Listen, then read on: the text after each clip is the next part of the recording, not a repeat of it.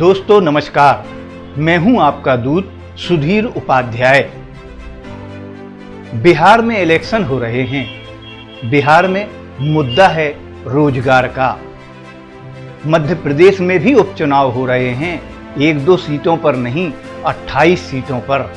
लेकिन यहां मुद्दा है गद्दार का, जयचंद का, आइटम का।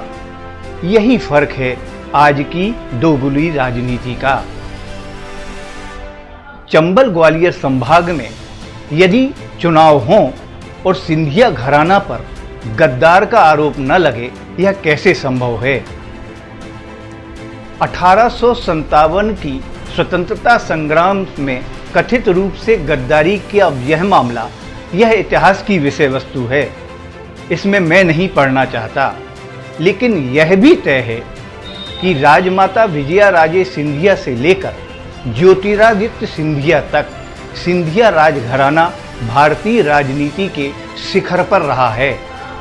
कभी वह भाजपा के पक्ष में रहा है तो कभी वह कांग्रेस के पक्ष में रहा है।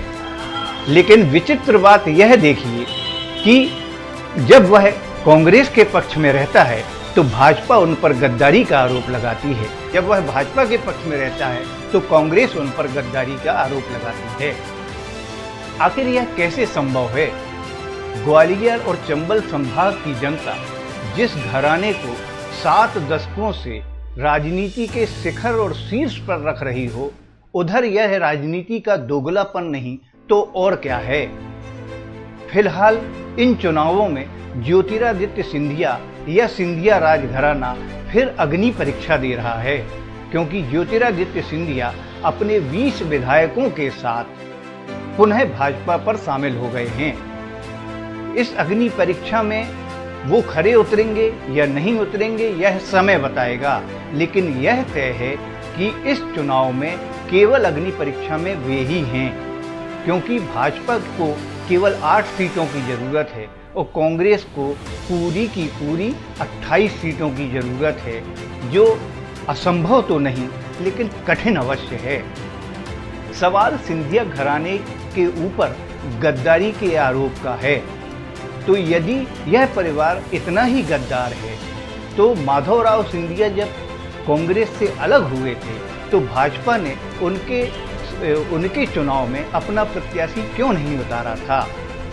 और यदि यह घराना इतना ही गद्दार है तो राजमाता सिंधिया 10 बार जनसंघ की सांसद कैसे रही आई और अग्रश्रेणी की नेता कैसे रही हैं? समझ में नहीं आता कि आखिर सिंधिया परिवार पर यह गद्दारी का आरोप कब तक चलता रहेगा। कहीं ऐसा तो नहीं कि यह गद्दारी राजनीतिक गद्दारी है? ठीक उसी तरह से एक जुमला है जिस तरह प्रत्येक गरीब के खाते पर 15 लाख आने का जुमला था। आज के लिए बस इतना ही। आपको यह रिपोर्ट कैसी लगी? कृपया कमेंट्स बॉक्स में जाएं, उसमें कमेंट्स करें, हमारे चैनल को लाइक करें, शेयर करें। धन्यवाद। जय हिंद।